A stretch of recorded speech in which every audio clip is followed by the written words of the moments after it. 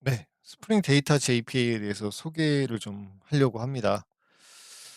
이게 JPA라는 단어를 좀 얼마나 들어보셨는지가 제일 중요한 관건일 것 같은데요.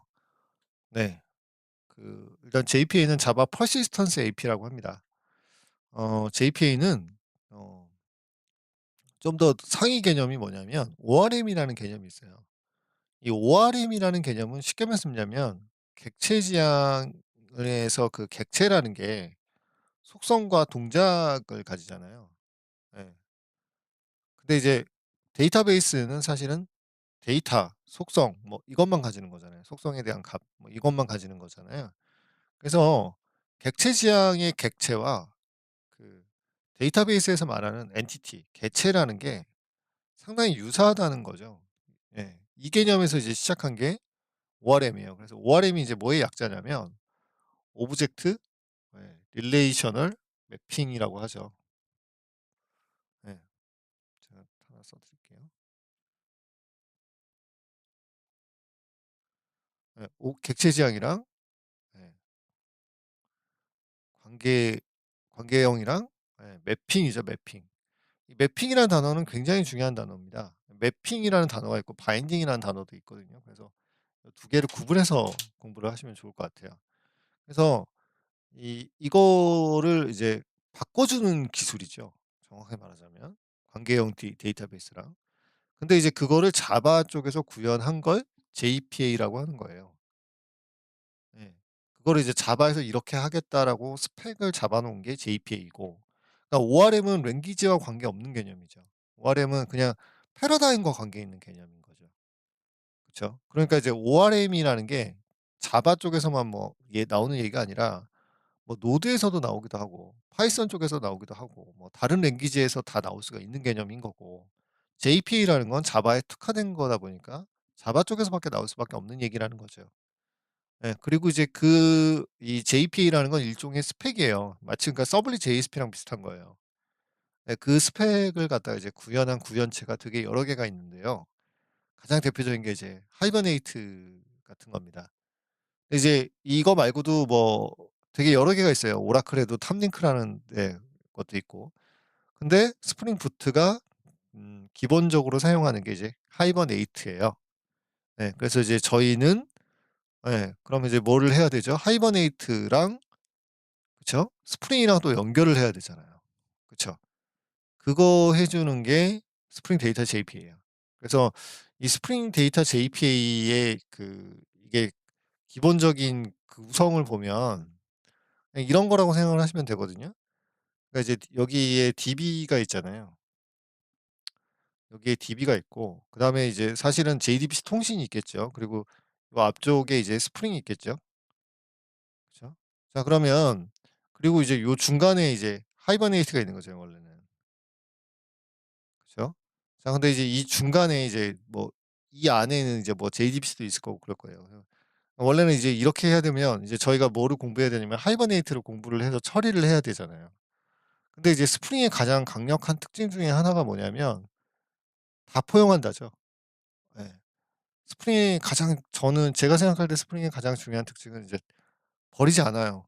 예. 배타적이지 않아요. 굉장히 포용적입니다. 그래서 뭐 마이바티즈랑 할 때도 마이바티즈 스프링이라는 그 라이브러리 이용해서 하는 것처럼 얘도 JPA와 관련된 애를 처리해 주는 이 중간에 그 브릿지 같은 역할을 해 주는 애가 있는데 그걸 바로 우리가 그걸 스프링 데이터 JPA라고 부르는 거예요.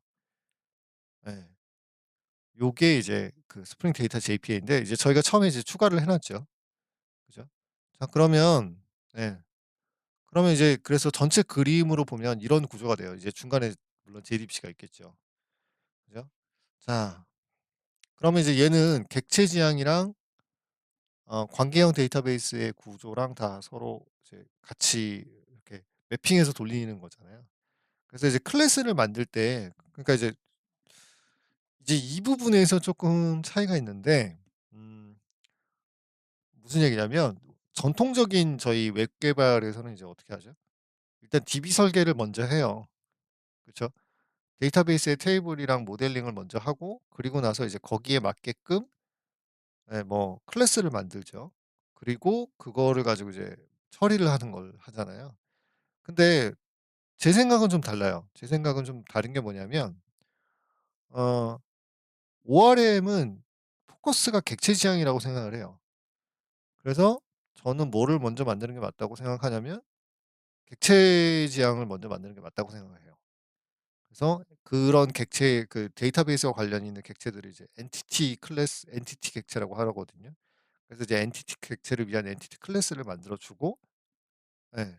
그리고 나서 이제 그 거기에 대한 테이블을 연결을 하는 게 맞다고 생각을 합니다.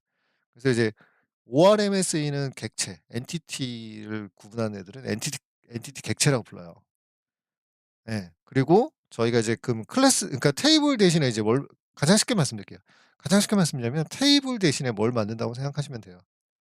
테이블 대신에 클래스를 만든다고 생각하시면 되는 거예요. 예. 근데 이제 이거를 만들었을 때 자동으로 또 스프링 부트가 자동으로 만들어 주는 기능이 있습니다, 테이블을. 예. 그래서 이거는 차이가 있긴 한데 저는 예제에서 이제 어떻게 할 생각이냐면 자동으로 테이블을 만드는 형태로 사용을 하려고 해요. 네. 그게 이제 이 예제에서 이제 메모라는 이름의 예 애를 하나 만들어서 쓰려고 하는 거죠. 그죠? 네. 그리고 이제 요거 할 때 보시면 여기 지금 업데이트 있잖아요. 이 DDL 오토. DDL이 어 데이터 데피니션 랭귀 있잖아요. 이게 이제 뭐 하냐면 크리에이트 테이블 할 때 쓰는 거란 말이에요. 예. 고거를 이제 자동으로 해 주는 역할을 하게 되는 거죠. 예. 요런 작업들이 이제 굉장히 중요한 거죠.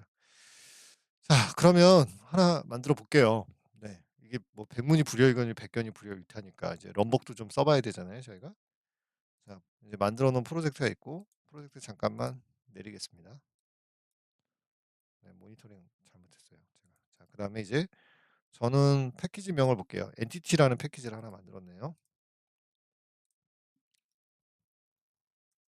그리고 저는 메모라는 애를 하나 예. 그러니까 이렇게 엔티티 클래스라고 하는데요. 엔티티 클래스는 테이블 만든다고 생각하시면 돼요.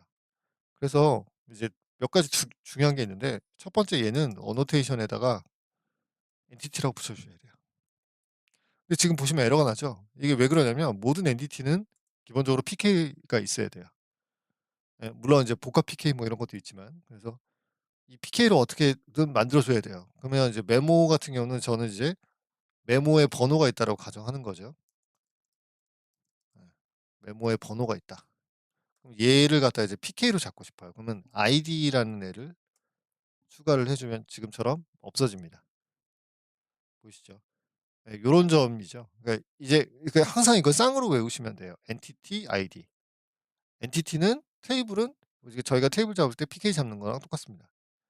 그죠? 그리고 근데 이제 저희 시퀀스 같은 거 쓰잖아요. 그거를 이제 의미하는 게 generated value예요. 네.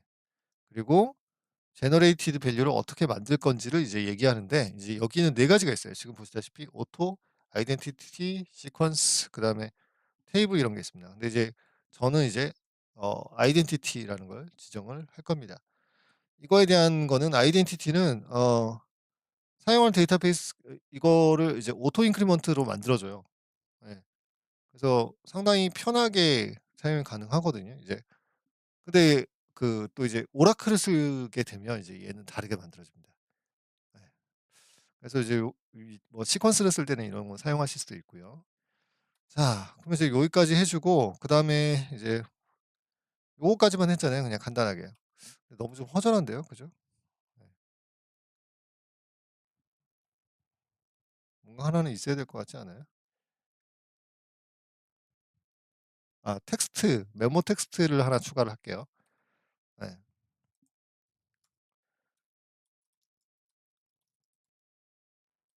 메모 텍스트라는 애를 하나 좀 추가를 할게요.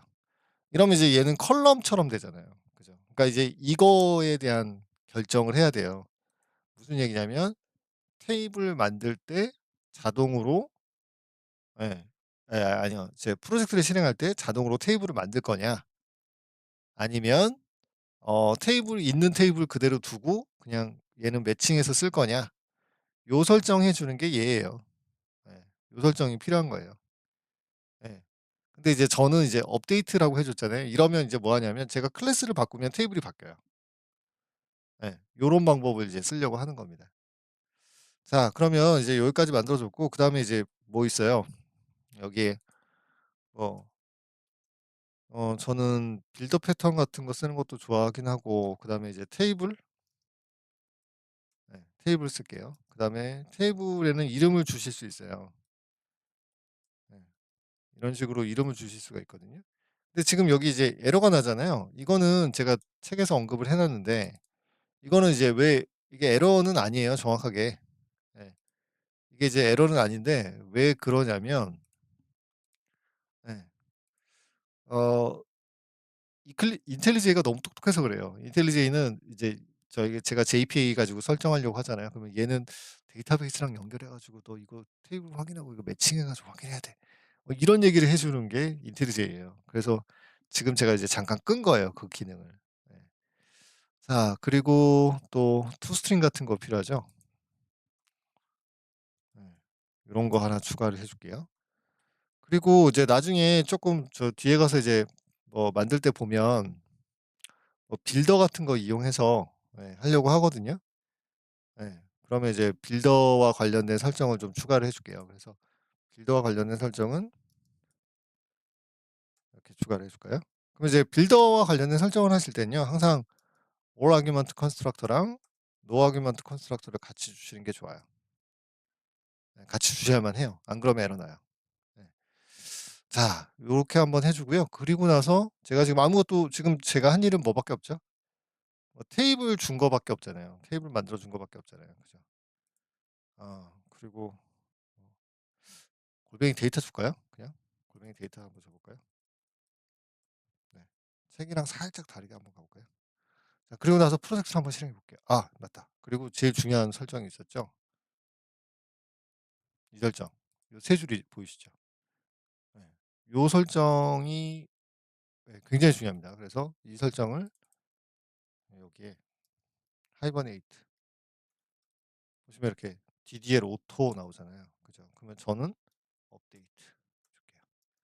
그다음에 SQL인가요? 자 확인해 볼게요. 포맷 SQL.